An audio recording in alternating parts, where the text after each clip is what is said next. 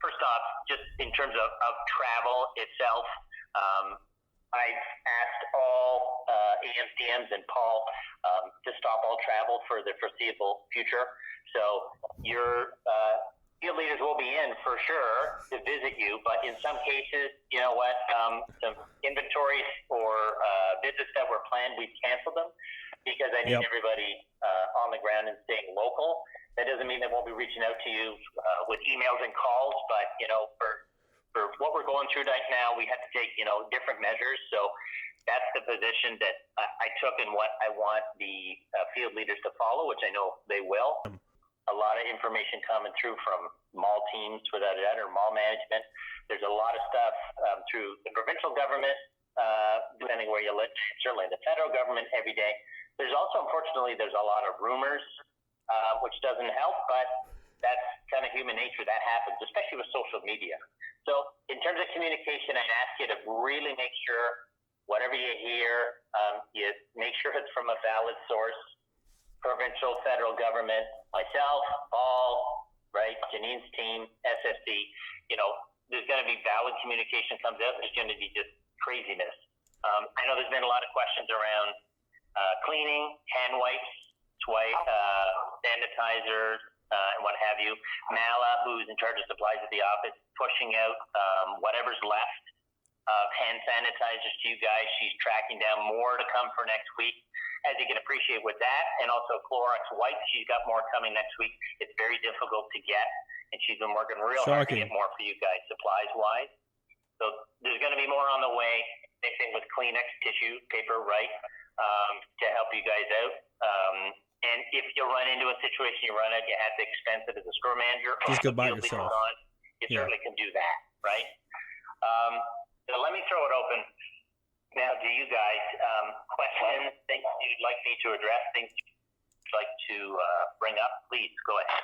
There's different aspects to this. There's different ways that we're dealing with it. If we did have a situation in store, we had somebody that tested positive, of course we would take that very seriously. Of course. We do have protocols in place to ensure that, first of all, if that did happen, we would shut the store down. We would bring a cleaning crew in to ensure that the entire store was sanitized, certainly. And then we would look to next steps. But we do have protocols in place, and we have discussed different scenarios and what would be our course of action to deal with it. Thanks, Ty. That was a good question. Hey, kind of a loaded question, but it's piggybacking off the last one here, and I think this is going to be a question that everybody wants to ask, but nobody is. But especially in my location here, about half of my store at Westminton Mall, about half of the mall is closed. With the narrowing of the hours, knowing that we've got a lot of forced isolation coming onto a lot of the people around here, we actually have a massive increase in traffic in our store. Already today, we've had well over 50 to 75 transactions, which is way more than normal Tuesday. We have an increase in density in our store, whether it's in the store or outside of the store, doesn't matter. One of my associates is subject to being around those people. And when we see things like they have the choice to not come into work if they feel like they're in that position, we're seeing all these other companies offering compensation for taking this time off. I feel like we're putting our guys in a position where they have to choose between their livelihood and their personal health.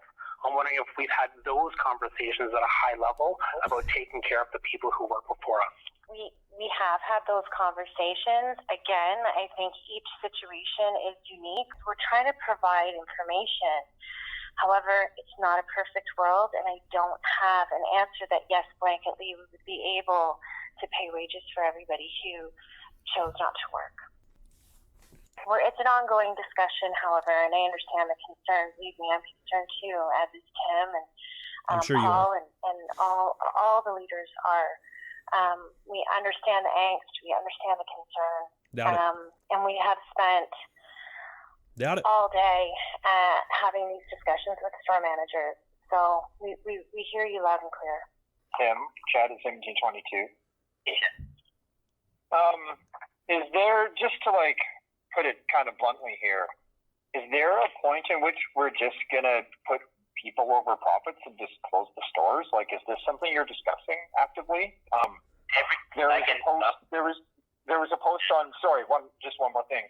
Sure. The company put up a post on Facebook today saying, "Don't worry, we're still open." And I don't know if you've read the comments, but there's like 150 comments of people just saying, "You're terrible, close your stores." I'm not saying that's what everybody thinks, but it looks like a bad look. Yeah. And then along that timeline, we just sort of have to go like, you know what? We just need to shut it down for a couple of weeks and be proactive about this instead of waiting until all of our associates start getting sick. Well, it's a daily conversation, and Janine and I were just on a call about it with the rest of the executive team. Yeah, absolutely. Jim was on it, and it's day by day, and in some cases, like the government saying, "Oh, keep everything open, that's fine," right? Some retailers make their own decision for their own reasons. Some are closing and not paying their associates. Some are forcing them to use vacation. All that. But for sure, it's definitely difficult. I just want to know that it's something that we're thinking about, right? So.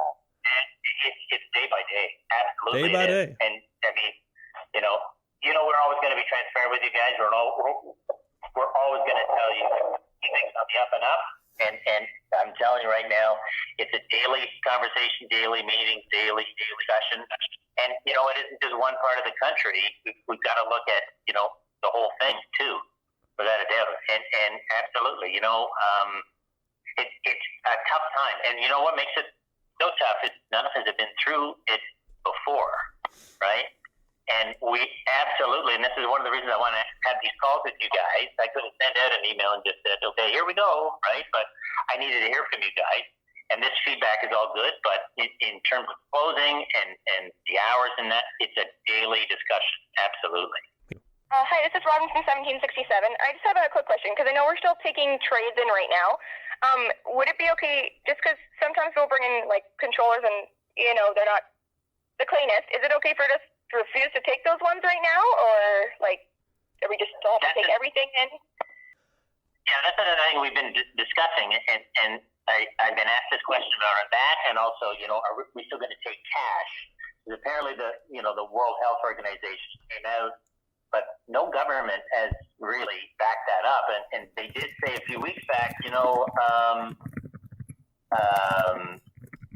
you shouldn't take cash, you could spread it, right? And the government hasn't really commented on that. In terms of the trades, we're still going to take them in, without a doubt. Knowing that, like any other thing you could handle anywhere, But at this point, we are still taking trades in. Like anything else you handle, you want to be careful with it. But for sure. Some people are, I'm not going to sugarcoat it, some people are really gross, and some of the things they bring in are not exactly clean at all. Is it okay for us to refuse those select pieces? Dude, she's panicking. If something is not in a resellable condition like any other trade, you've always had the right to refuse it. If you can't truly resell that product, that's always been our policy with trade. That's not the question. You want to take a look at it. So if that was the case and something was just not acceptable, yeah, you certainly can. And obviously we want to handle that in a professional way and say, look, I'm not able to resell that. I can't accept it. Dustin from 2236. Just a quick question. Sure. We tried to reach out to customer service today for a customer inquiry, but they had said that the department was closed and to reach out through email. No, the department is not closed. I can answer that. They're not taking calls right now. The majority of the communication that they get is via email. Brandon from 896 here. Part of our hiring process is doing a reference check, and one of those questions is how does the candidate make their own judgment calls? And I think one of my biggest questions here is, as a company, what sort of judgment calls are we making? I mean, there's very specific parts of our communities that are quite vulnerable to this virus, and being open is encouraging people to come to our stores, which makes us a hotspot for transmission. It's a part of our duty as humans to make sure that we're not doing that. There's elderly people, healthcare workers, family members that are immunocompromised, all these things. With crowds standing outside of our store for Animal Crossing, even if we're not letting them in, it just seems quite dangerous for us to be doing that. What sort of judgment is EBK doing that isn't requiring federal involvement? Well, that's, as I mentioned, in terms of controlling coming in, if somebody's lined up outside your store, right? And this is where with your malls, you got to talk to them. And I mentioned this earlier, right? You got to work with your malls. So there could be a lineup, right? And you can't control a lineup outside your store. You're responsible for the lease line in. In terms of, people coming in and still staying open, like I mentioned, it's a day-by-day discussion. Things could change this time tomorrow. Day by day. I don't know, right? But we're having daily discussions on it because we're taking it serious. Daily. And we know, really, we're a hot location right now because with people, deciding to stay or having rather to stay home because like the kids are off or, whatever number of reasons. Hey, they're coming into our store and they're grabbing product and you know what? We're helping to make a great experience. I know you guys are. That it's kind of an nature of how our business is, right? So we are looking at it, but we also know, exactly what you're saying is people are coming in and we have to be careful of that. So I think you also, in a mall, you got to work with your mall manager in terms of control for that. And then they're willing to do that. In a strip, as I said, you have to, you've got permission to control it as it comes in. Absolutely. The other thing around, the launch Friday, people can come Saturday if you want to welcome them to do that, or Sunday, the scheduling of the pickup, I think, is a great idea. What does that change? We're looking at every option we can, but, you have to know how fluid this is and how much it changes. It's day to day, but we're certainly having discussions every day on it. Tim, it's Ty from 2221 again. I just have another quick question. Sure. So being a leader in the store, I've been getting, because of the everyday uncertainty, I've been getting staff coming up to me and they're scared. They're worried. They're starting to think that, the dollar is more important than them here. So I've been trying to reassure them, but can you guys, from an HR point of view, send out something saying, yeah, we do care, we're on top of this? Well, I think that we already have done that. Like I sent out a couple of communications myself. Jim sent out a communication. Wow. We have another communication, which I referenced earlier, that's going out. But that's I think so condescending, they man. probably need to hear it from you because I think that, as a store leader, they don't work for me. They don't really know me. I mean, they've seen the communications that we sent out corporately, but really that face-to-face interaction with their store leader who can reassure them and have those conversations, especially after a conference call like this, where you can share additional information with them. Front, you've been heard, and we're taking it away and we're looking at it and evaluating it. I don't know if anybody else wants to weigh in on that. Well, certainly for myself, Janine, I know as a field leader group, we've been talking about everything from gratitude to just being, thankful for everything happening in front of us. I think Hannah's taken a real unique approach where I think, Hannah, you're doing some daily calls, 15-minute daily calls, where she's opened it up to every member of the team to ask your field leader any questions. I know our field group has a call after this call to talk about plans. If those are the things you need, Ty, and you have suggestions, feel free to reach out to Rob, myself.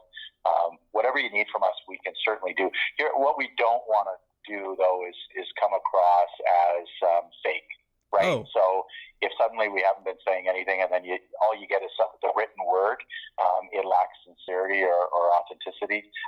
But if you have some ideas, if people need a personal call here and there, I think we're leading through empathy in this, and that's how we'll continue. So I value for everyone on this call any suggestions we can do. So we're open to it.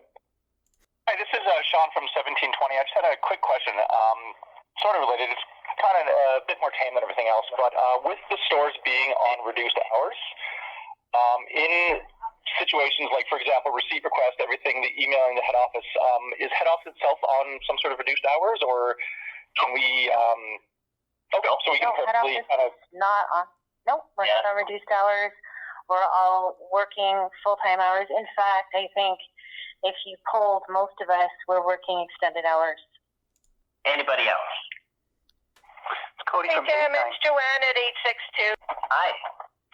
I am in a situation where we had a staff member text me, and she's going to self-isolate, and with everything that's going on, I have a few staff that are a little on edge, right? And my thought process as we talk about this is like, okay, so we go ahead, we do these launches, we're going to have mass amount of people.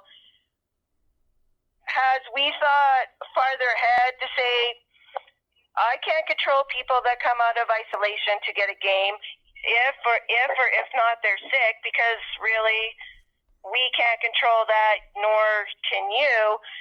And these bigger gatherings of 50 people or more, and we're having all these people going in our store.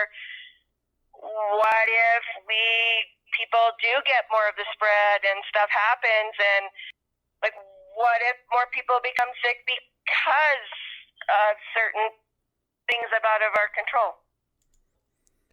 It's out of your control, right? It just is, and that's the same for all of us.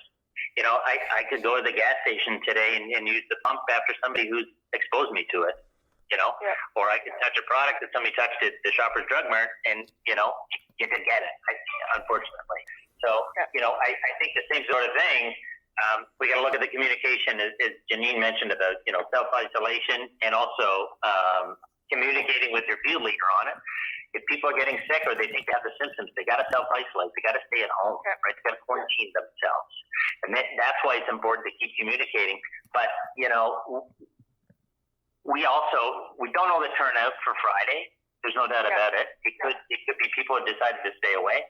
There's not a perfect answer for you because it's day by day, and we got to follow the direction of the government. And this is why, you know, Janine and I, as executives in this company, and with Jim and the other executives, are talking every day about it. So, you know, you can take it to heart when I say that. I'm not just giving you an answer to move on to the next question for everybody. We're taking it to heart. We're very concerned about making sure we make the right decision because, you know what, there's a lot on the table for it, without a doubt. And I'm not saying that like, no, we're staying open to save money. No, we got to think of each of you. And it's, you know, it's a part of a daily conversation. So Leah from 83. So this is just something that I've kind of been noticing throughout the couple days amongst like customers and other staff members, and then like even on this call, like in regards to like our company, our image, and what we're doing to participate in helping to stop the spread of COVID-19. Honestly, like it feels like we're being really tarnished, guys. Like just to like put it very bluntly, like even our customers, our staff, like everybody's very clearly scared. And I know we're saying we're not trying to encourage people to go out. We're not trying to do this by hosting like even a big game launch. Like we are trying to encourage people to come and grab it, right? Like we're doing our pre-order calls, we're doing all that stuff. We're getting people to come in and pick up. I know we're a business, trust me. I definitely understand this, but even in this call alone, I've heard you, like people said, we're a hot location, but we're not inviting people in. We can't control what people are doing outside of our store while we're monitoring how many people are coming in at a time. But by having these launches, having these situations, having these sales, we are encouraging people to sit in large groups and everything like that and come in. We're encouraging like close quarter contact. Like look at Calgary, how quickly they've jumped from just one gathering. What happens if it ends up somebody who should be in quarantine but decided that they absolutely have to have this collector's edition for the game, or their family who's not exhibiting symptoms right now comes in to grab it for them. They get a whole bunch of people infected, and then one of our locations is now a reason why so many people are sick, and there's such a strain on society and our health system. Like, what are we going to do at this point? I know it's a tough question. I know you guys are trying to do things day by day, but we have to start thinking ahead of this too. Well, we are thinking ahead. We are. Right? Yeah, and again, you know, this is part of the day-to-day discussion, without a doubt. And you know, I hear exactly what you're saying, but I don't have the answer for Friday right now. And this is why we're having these discussions every single day about this, because we've heard these concerns right across the board. And this is why we're having these calls, so this can come to the forefront. But we are taking it seriously, and we are looking at every single day what our next step is. Brandon, from I think a big question that we're all wondering is, if we do wind up closing our stores, are staff going to be getting paid? Well, I think we already kind of talked about that. We don't know. we're discussing, in all honesty, that's part of the discussions that we've been having, and we're trying to navigate through, difficult times with really uncharted territory. So we're trying to come up with a plan of action that is going to support everybody. And certainly we're trying to make the right decisions. It's so complex, and we are doing our best. I know for some of you that's difficult to hear because you want us to have answers for you. The truth is that we just don't have all the answers at this point, but we're working hard to get them. We all have got a lot invested in this organization and in all of you, and we certainly want to do the right thing. So as soon as we have answers and support that we can share, we certainly will do that. I'm sorry, I wish I had a better answer for you. I just had a question, kind of piggybacking off of what Leah had said about just being socially responsible, and other businesses such as Fossil and Lush have just closed down their locations to be more socially responsible about what's going on. For the backlash that we've gotten for the post from EV Canada on Facebook about shutting stores down, and people are just upset that we're open. Are you guys gonna post anything social media wise? Just saying that you've heard those concerns from customers and that, we're doing everything that we can. Wow. Yeah. Oh, go ahead. Just for, again, just customers and the backlash that we've gotten that we're still going to be open for Animal Crossing. And the communication that was posted on Facebook, it didn't have that much information besides that, hey, yeah, we're doing our part, but come get Animal Crossing. Are you guys going to post more, or just have a more social media presence to address this and to be more socially responsible for what's going on? Yeah, I mean, again, I'm not in charge of social media. I'll discuss it with the social media team, right? Jamie Petrillo leads that. So it's certainly, I'll talk to them about it, right? And we'll ensure the message is clear and we're doing our part for sure. Well, I think at this point, we will wrap it up. You guys can get back to your day. As you've heard from Janine, Tiffany, Jeanette, Paul, myself, keep the communication coming. And you know what? It's uncharted. None of us have ever been through it before. It's a totally different scenario and situation. And it's unnerving, no doubt about it. There's anxiety, but I just ask you to, keep supporting each other too. This is a great group that reaches out from store to store, province to province. Keep doing that. That means a lot to your fellow manager, your fellow AFMs, when other people are calling to see how things are going. And keep reaching out. And again, I'll remind the field leaders on the call to make sure you get out in front and are calling and supporting your teams. We're going to get through it, without a doubt. So let's stay positive with it. Keep the concerns coming. I really appreciate the questions and the thought everybody gave to things, and to hopping on the call here. And as more developments and updates are needed, we'll make sure you receive them. So I'll let you get back to your day. Thanks again, everyone. Be safe. Have a great rest of the day with your teams and. Yeah.